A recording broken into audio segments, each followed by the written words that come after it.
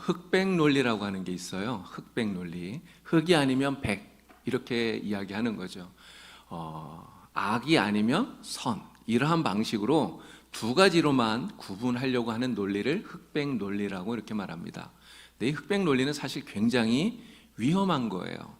이게 흑백으로만 나누게 되면 두 가지 이 극단적인 것 말고는 인정하지 않으려고 하면 정말 굉장히 이런 편협한 사고를 갖게 되어서 그것 때문에 큰 문제가 이렇게 벌어지게 되는 것을 보게 됩니다. 여러분 100원짜리 동전을요 이렇게 공중에 탁 던지면 이게 떨어지잖아요. 그러면 뭐가 나올까요? 100이라고 하는 숫자가 나오든가 아니면 이순신 장군님이 나오든가 둘 중에 하나겠죠. 그런데 그렇게 나오지 않을 가능성이 있습니다. 어떤 경우인지 아세요? 이렇게 탁 던졌는데 이게 넘어지지 않고 그냥 똑바로 딱 서는 겁니다. 그럴 가능성은 굉장히 적지만 그러지 말라는 법은 없잖아요. 이게 그렇게 될 가능성도 있다는 것이죠. 그래서 나는 옳고 너는 그르다 이런 식의 흑백 논리는 굉장히 위험하다 이렇게 말하면서 사람들은 이런 이야기도 해요. 그 중간에 있는 중간지대, 그 중간지대, 이게 검은색과 흰색이라면 그 색이 섞이는 이 회색지대, 이 회색지대를 인정해야 된다라고 하는 것입니다. 사실 이 말은 옳은 말이라고 생각이 돼요. 우리가 살아가는 세상 언제나 옳고 그름 두 가지로만 구분할 수 없기 때문에 판단하기 어렵기 때문에 그런 것입니다.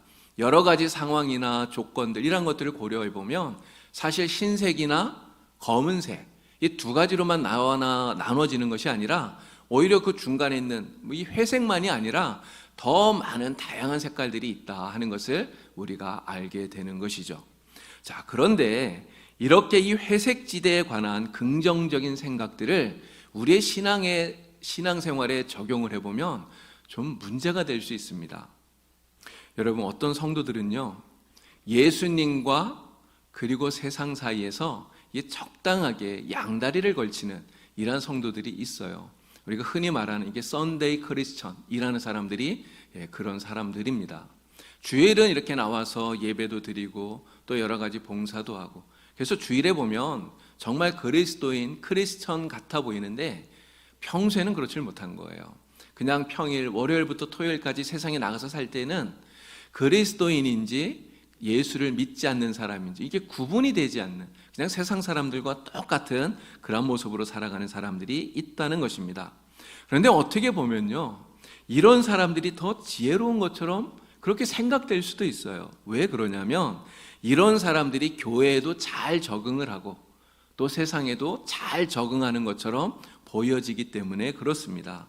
너무 세상적이면 교회에서 따돌림 당하고 또 너무 신앙적이면 세상에서 따돌림을 당한다 이렇게 생각하기 때문에 그런 것입니다.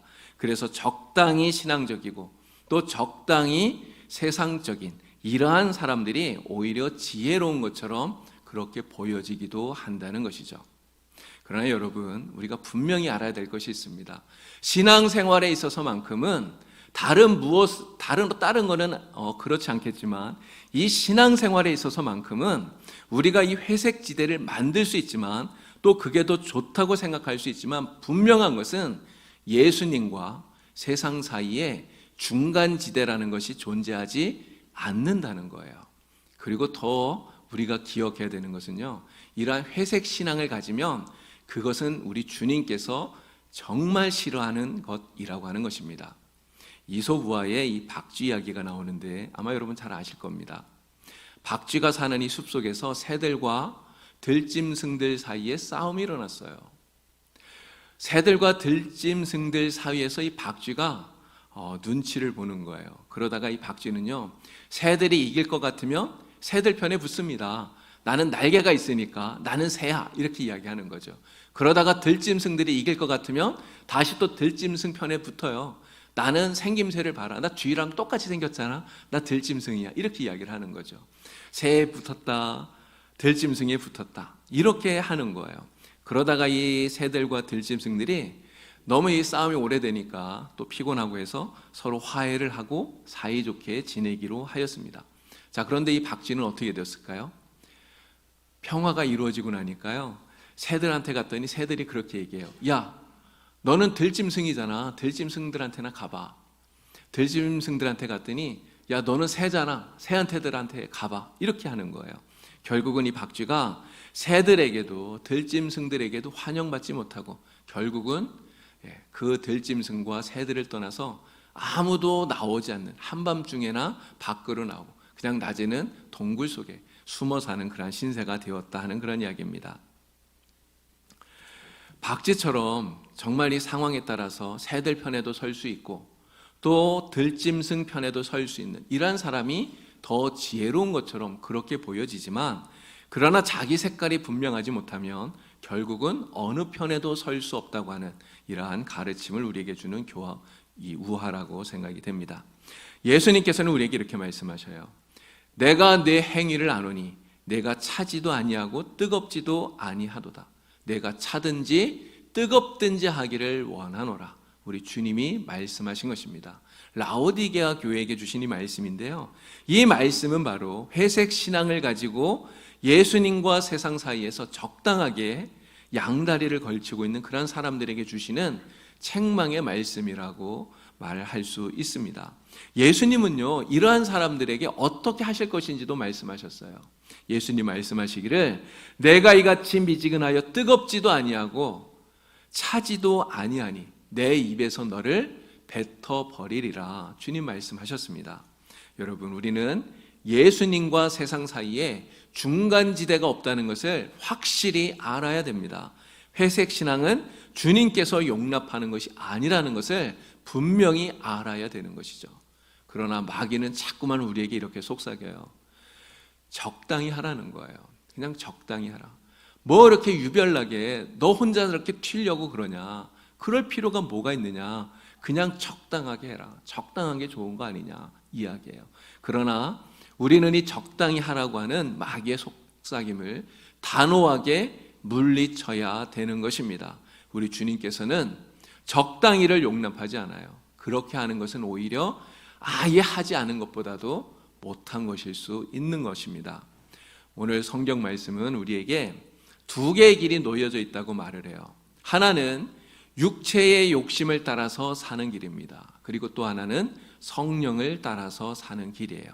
이 두 개의 길이 우리 앞에 놓여져 있는데 우리는 이 두 개의 길을 동시에 다 함께 걸을 수가 없다는 거예요. 왜 그럴까요?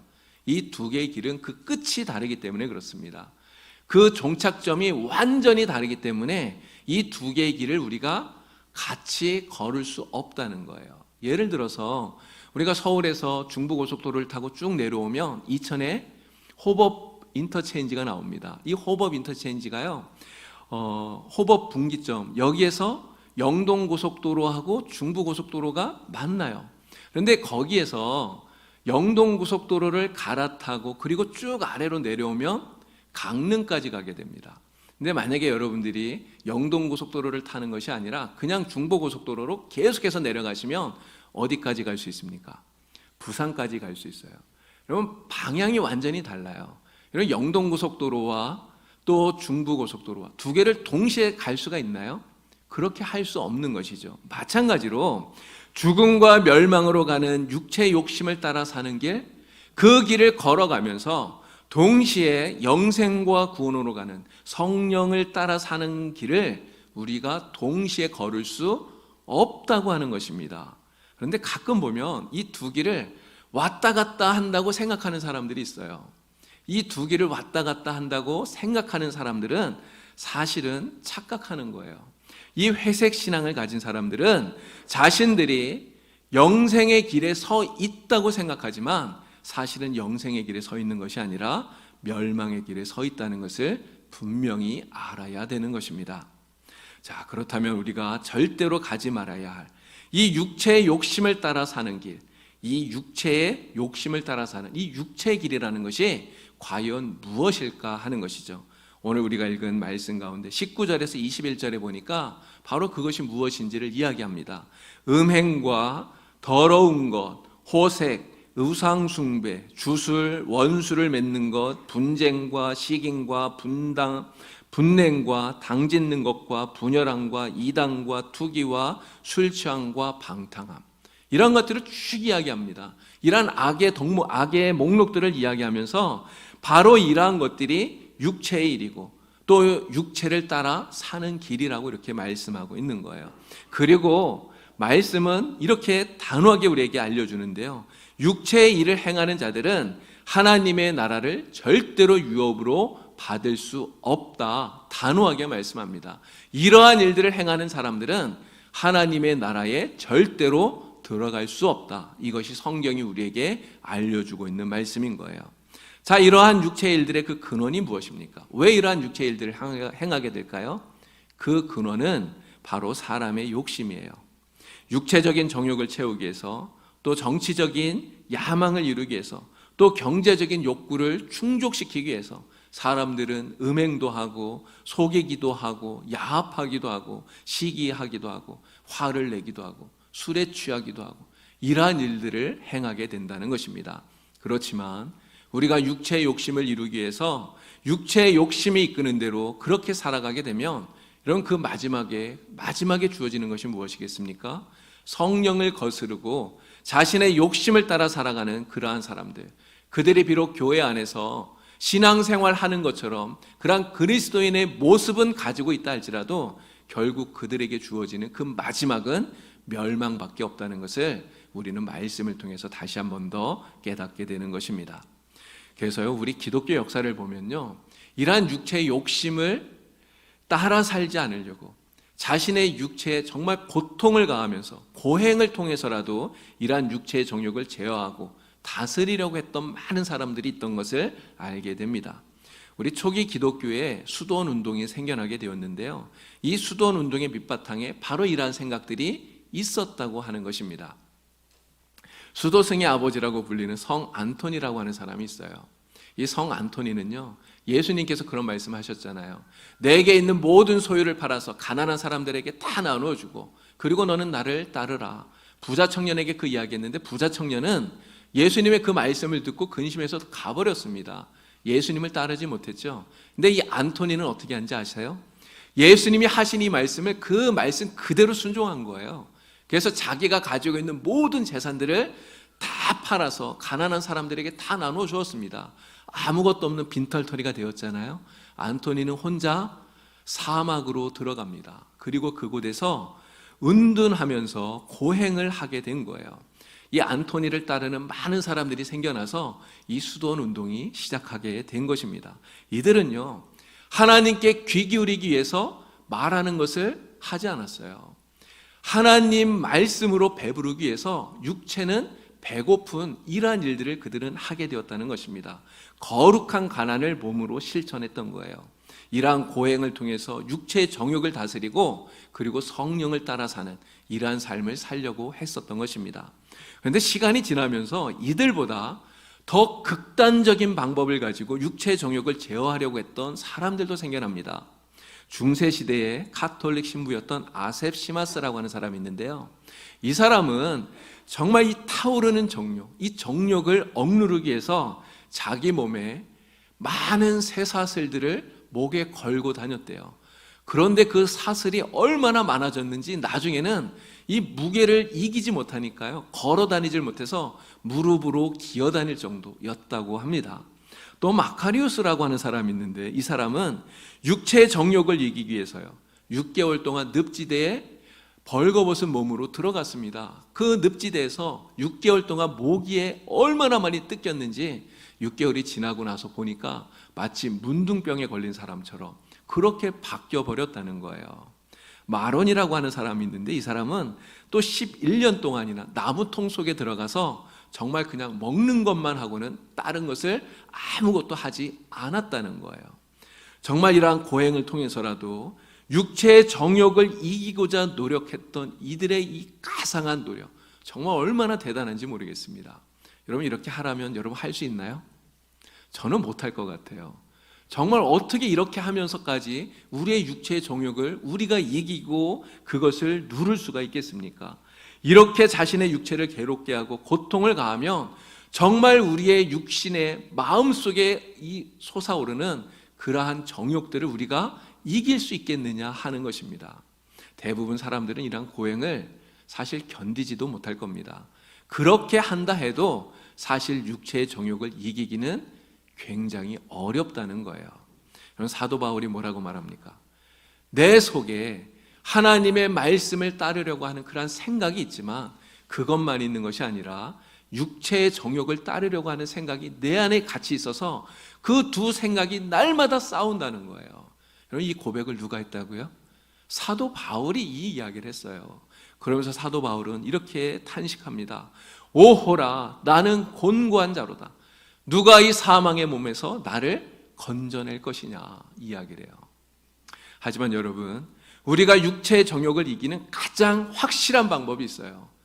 육체의 정욕을 이길 수 있는 가장 확실한 방법, 그것이 무엇일까요? 오늘 말씀 속에서 16절이 우리에게 알려주는 말씀입니다. 우리 16절 말씀을 다 같이 한번 읽어보도록 하겠습니다. 16절입니다.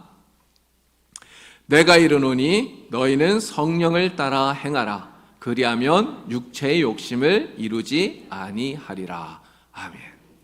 자, 육체의 욕심을 이루지 않는 유일한 방법, 성경이 우리에게 알려주는 유일한 방법 무엇이랍니까? 성령을 따라 행하라는 거예요. 성령을 따라 행하라. 그러면 우리 속에서 끓어오르는 육체의 정욕을 이길 수 있다고, 그것이 유일한 방법이라고 말씀하고 있습니다. 여러분, 우리는 언제나 예수님 편을 택하고 그리고 육신의 욕심이 아니라 오직 성령을 따라 행하는 그러한 사람이 다 되어야 됩니다. 바로 여러분들이 그러한 사람들인 줄로 믿습니다. 여러분 모두가 다 정말 예수님 편에 서서 언제나 예수님을 택하는, 정말 예수님으로 기뻐하며 살아가는 그런 믿음의 사람들인 줄로 믿습니다. 여러분 모두가 다 성령을 따라 행하는 그러한 성령의 사람들인 줄로 믿습니다. 이제 우리에게 주어진 문제가 하나 있어요. 그것은 바로 어떻게 해야 정말 우리가 성령을 따라서 행하는 그러한 사람이 될 수 있겠느냐 하는 것이죠. 어떻게 성령을 따라 행하는 사람이 될 수 있겠느냐 하는 것입니다. 성령을 따라 행하는 사람이 되기 위해서 우리가 가장 먼저 해야 할 일이 무엇일까요? 그래서 성령을 우리 안에 모셔드려야 되는 것입니다. 성령이 내 안에 계시지 않으면 우리는 성령을 따라 사는 사람이 될 수 없기 때문에 그렇습니다. 바울은 에베소서에서요 5장 18절을 보니까 술 취하지 말라, 이는 방탕한 것이니 너희는 오직 성령의 충만함을 받으라, 이렇게 말씀하셔요. 여러분, 술에 취하려면 어떻게 해야 되죠?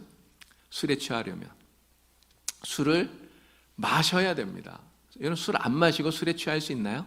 절대로 그럴 수 없어요. 아무리 도수가 높은 술을 잔뜩 여기다 갖다 쌓아 놓아도 내가 그 술을 마시지 않으면 절대로 취하지 않습니다. 그런데 그 술을 내가 마셔서 그 술이 내 몸 안으로 들어오면 어떻게 되나요? 알코올이 내 혈관을 타고 온몸으로 다 흐르겠죠? 그러면서 정말 이 술에 만취하게 되는 것입니다. 그렇게 술이 완전히 취하게 되면 술이 나를 지배하게 되죠. 그래서 사람들이 말하는 대로 술에 취해서 개가 되든지 아니면 돼지가 되든지 정말 그렇게 돼버리겠죠. 우리가 성령으로 행하기 위해서는 마찬가지입니다. 성령께서 우리 안에 들어오셔야 되는 거예요. 성령이 내 안에 내주하셔야, 그래야 우리가 성령으로 행하는 사람이 된다는 것입니다. 우리의 마음의 문을 여시고 성령께서 들어오셔야 되는데요, 그냥 한 발만 살짝 들어오시는, 이렇게 하면 안 됩니다. 또 성령이 내 안에 들어오셔도 우리의 마음 구석에 성령께서 계시도록 그렇게 만들어서도 안 된다는 것이죠. 성령께서 우리 안에 들어오셔서 우리의 마음 중심에 자리를 잡으시고 우리의 생각을 지배하시고 우리의 의지를 지배하시고 우리의 행동을 지배하셔야, 그래야 우리가 성령으로 충만해지는 사람, 성령을 따라 행하는 사람이 될 수 있는 줄로 믿습니다. 여러분 모두 성령님을 여러분의 심령 안에 온전히 모셔드릴 수 있기를 간절히 바랍니다. 성령님을 여러분 안에 온전히 모셔드려서 성령께서 여러분을 다스리시도록 여러분 자신을 성령님께 내어드리는 하나님의 사람들이 다 될 수 있기를 우리 주님의 이름으로 축원을 드립니다. 자, 성령을 따라 행하기 위해서 둘째로 우리는 어떻게 해야 될까요? 성령님과 지속적으로 교신을 해야 됩니다. 비행기가 안전하게 착륙하기 위해서 어떻게 해야 되죠? 이 관제탑하고 계속해서 끊임없이 교신을 하잖아요. 그럼 평상시에도 그렇게 해야 되지만 한 치 앞을 내다볼 수 없는 정말 폭풍이 몰아치는 그러한 캄캄한 밤이라든가 이러한 때는 더 그렇게 해야 됩니다. 정말 기상 상태가 좋지 않다면 이 관제탑과의 교신은 더욱더 중요하다는 것이죠. 관제탑에서 보내오는 이러한 지시에 따라서 항로를 정하고 그리고 비행을 해야 무사히 착륙할 수 있는 것입니다. 우리 인생 역시 마찬가지인 것이죠. 드넓은 바다를 항해하는 이력 편주와 같은 것이 우리 인생이라고 말하지 않습니까? 오늘 우리가 살아가는 그 인생의 바다는요, 잔잔한 것 같다가도 어느 순간 폭풍이 몰아칩니다. 풍랑이 몰아쳐요. 그래서 우리가 이 인생 바다를 항해해서 하나님의 나라에 안전하게 도착하기 위해서는 끊임없이 성령님의 인도를 받아야 되는 것입니다. 성령님의 지시를 받아야 되는 것이죠. 그리고 그것을 위해서 끊임없이 성령님과 교신하는 것이 필요하다 하는 것입니다. 여러분, 그러면 이 성령님과의 교신은 어떻게 이루어질 수 있을까요? 성령님과의 교신은 바로 하나님의 말씀을 통해서 이루어지는 것입니다. 여러분들이 성경을 읽고 성경을 묵상할 때 그때 하나님과의 교신이 이루어지는 거예요. 지금 우리가 예배 드리는 것처럼 이렇게 하나님 앞에 나와서 하나님의 말씀을 들을 때 성령님과의 교신이 이루어지는 것입니다. 여러분들이 기도할 때, 여러분들이 찬양할 때, 또 여러분들이 좋은 신앙 서적들을 읽을 때, 또 좋은 그런 신앙의 사람들과 같이 만나서 여러분들이 이야기할 때, 그럴 때 성령님과의 교신이 이루어지게 되는 거예요. 결국 이 말은 무슨 말일까요? 우리가 성령님과 늘 끊임없이 교통하는 그런 삶을 살아야 된다는 거예요.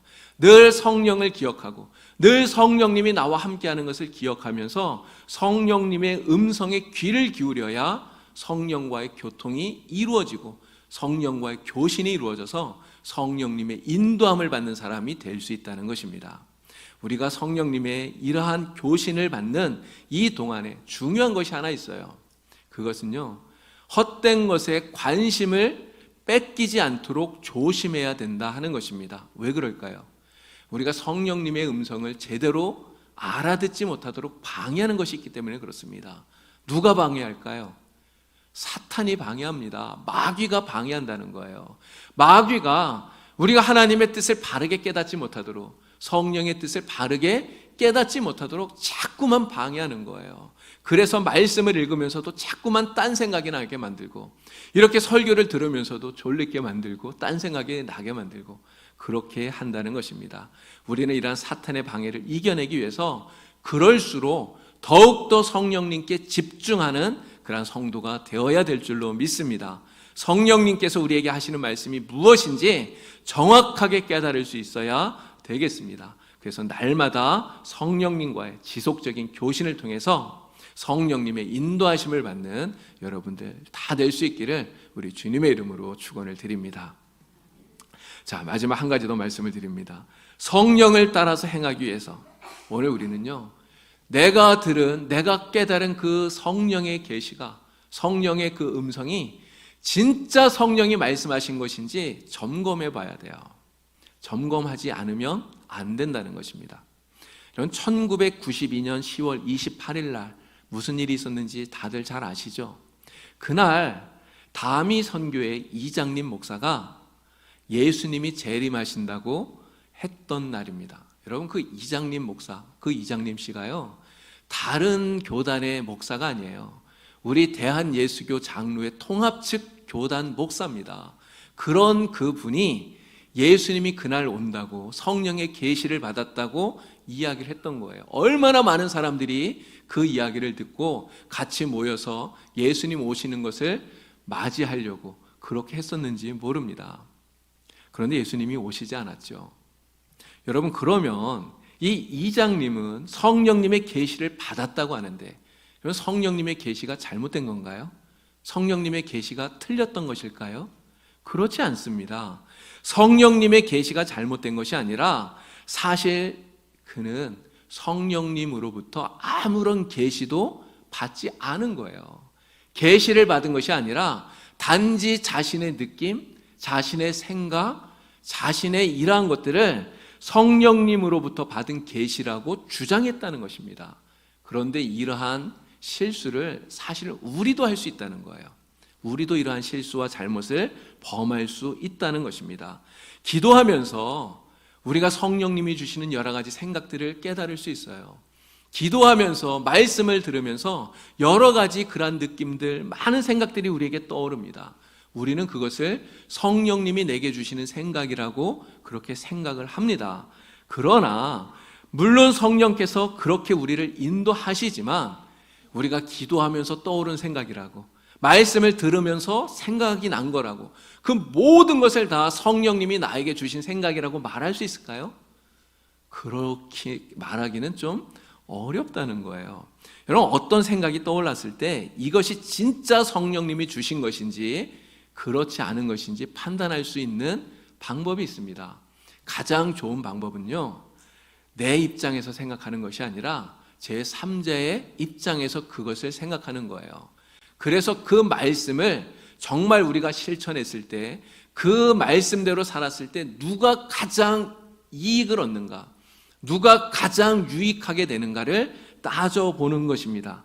만일 그 생각대로 실천했을 때 가장 큰 이익을 받는 사람이 바로 나 자신이라면, 그러면 그 생각은 성령님이 주신 생각이 아닐 가능성이 굉장히 높아요. 왜 그럴까요? 갈라디아서 5장 22절, 23절, 오늘 우리가 읽었던 말씀 가운데요, 성령님의 인도를 받아서 성도들이 맺는 9가지 열매를 이야기를 합니다. 그런데 이 열매들을 보면 이 열매들은 모두가 다 나 자신을 위해서 맺는 열매가 아니라는 것을 알게 돼요. 나 자신을 위해서 맺는 열매가 아니라 성령님 안에서 아름다운 교회를 세우고 또 하나님의 나라를 이루어가기 위한 공동체를 세우기 위한 덕목들로서 이러한 열매들을 우리에게 맺으라고 말씀하고 있다는 것입니다. 사랑과 희락과 화평과 오래 참음과 자비와 양성과 충성과 온유와 절제, 이 9가지 열매들은 어느 것도 내 육체의 욕심을 이루기 위한 것은 없다는 것입니다. 성령님은 언제나 나보다는 이웃을 생각하게 하시죠. 내 욕심을 이루기보다는 교회라고 하는 하나님의 공동체에 유익하도록 내 생각을 이끌어 가신다는 거예요. 그래서 성령님이 주시는 생각은요, 언제나 자신의 욕심대로 살려고 하는 사람들과 부딪히게, 거슬리게 되는 것입니다. 여러분, 정말 내게 주시는 성령님의 뜻을 바르게 깨달을 수 있는 그런 영적인 분별력을 갖는 여러분들이 다 될 수 있기를 바랍니다. 하나님의 말씀이 들려질 때 정말 하나님이 나를 통해서 우리 교회를 바르게 세우고 우리의 이러한 공동체를 온전하게 세우시기 원하시는 하나님의 뜻을 바르게 깨달으시고 하나님의 뜻 안에서 아름다운 성령의 열매들을 풍성하게 맺어가시는 여러분들이 될 수 있기를 우리 주님의 이름으로 축원을 드립니다. 오늘 읽은 본문 말씀 25절, 26절 가운데 보면요, 이렇게 이야기해요. 우리 25절, 26절을 다시 한번 읽어보도록 하겠습니다. 25절과 26절입니다. 만일 우리가 성령으로 살면 또한 성령으로 행할지니 헛된 영광을 구하여 서로 노엽게 하거나 서로 투기하지 말지니라. 아멘. 우리가 성령의 인도함을 받는 하나님의 사람이라면 우리는 당연히 성령이 인도하는 대로 살아야 되는 것입니다. 지시만 받고 행동하지 않으면 그것은 불순종하는 것이죠. 그렇게 해서는 결코 하나님을 기쁘시게 할 수 없는 것입니다. 오늘 읽었던 이 말씀 가운데 헛된 영광을 구하여 서로 노엽게 하거나 서로 투기하지 말라 말씀하잖아요. 이 영광을 영어에서는 뭐라고 하죠? 글로리아라고 하죠. 헬라어에서 이 영광을 뭐라고 하는지 아십니까? 헬라어로는요, 영광이 독사예요. 독사. 여러분, 독사 무섭지 않나요? 독사가 헬라어로는 영광이에요. 근데 이런 생각이 들었습니다. 우리가 성령의 인도를 따라서 순종하면서 정말 하나님의 영광을 구하면요, 진짜 글로리아, 하나님께 영광이 되는 거예요. 그런데 우리가 성도라고 하면서도 자기의 육체의 욕심을 따라서 살아가게 되면, 헛된 영광을 쫓아가게 되면 그것은 글로리아, 영광이 아니라 정말 독사가 되어서 우리를 물어 죽인다는 것이죠. 오늘 우리가 헛된 영광을 쫓아가게 되면 멸망할 수밖에 없다고 하는 것을 성경이 우리에게 말씀해 주고 있는 것입니다. 여러분, 비가 오고 난 후에 하늘을 보면 어떻습니까? 비가 오고 난 후에 하늘은 정말 맑고 깨끗해요. 한바탕 소나기가 쏟아지고 나서 해가 딱 떴을 때, 여러분 그때 하늘을 보면 너무 맑고 청명하고 깨끗하잖아요. 정말 얼마나 맑은지 눈이 다 부실 정도예요. 비 때문에 공기 중에 있는 모든 더러운 것들이 다 깨끗이 씻겨져서 그런 것입니다. 그런 깨끗한 하늘을 보면요, 정말 이런 생각이 들어요. 야, 정말 예수님은 나와 늘 함께 계시는데 내 안에 더러운 생각, 악한 생각, 육체를 쫓아가고 싶은 그러한 마음들, 정말 그러한 더러운 것들이 있어서 내가 주님을 가까이 느끼지 못하는구나, 이런 생각이 들어요.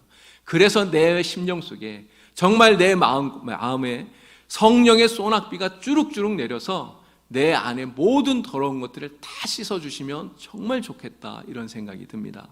여러분, 오늘 이 시간 성령께서 여러분의 심령 가운데 가득 내리기를 간절히 원합니다. 마치 논밭처럼 황폐한 심령, 갈라져 있는 우리의 마음밭에 그것을 촉촉히 적시는 그러한 성령의 단비가 오늘 우리의 심령에 풍성하게 내리기를 간절히 원합니다. 우리가 더 이상 육체 욕심을 따라 사는 사람들이 아니라 정말 우리 안에 내주에 계시는, 우리 안에 계셔서 우리를 이끌어 가시고 우리를 인도해 주시는 성령님의 인도하심을 받아서 정말 주님 앞에 진짜 크리스천으로, 정말 성도로 살아가는 여러분 모두가 되기를 우리 주님의 이름으로 간절히 축원을 드립니다. 기도드립니다. 하나님 아버지, 우리에게 성령 보내주시고 성령을 따라 살도록 은혜를 베풀어 주시니 참으로 감사합니다. 성령께서 우리 안에 내주하여 주시고 충만케 하여 주셔서 날마다 성령의 인도함을 받는 저희들이 되게 하여 주시옵소서. 우리의 육체의 헛된 욕심을 버리게 하시고 오직 성령을 따라 행함으로 날마다 성령의 열매를 풍성하게 맺어가는 저희들이 되도록 도와주시옵소서. 오직 하나님의 영광을 구하며 사는 저희들이 되도록 인도하여 주시옵소서. 예수님의 이름으로 기도하옵나이다. 아멘.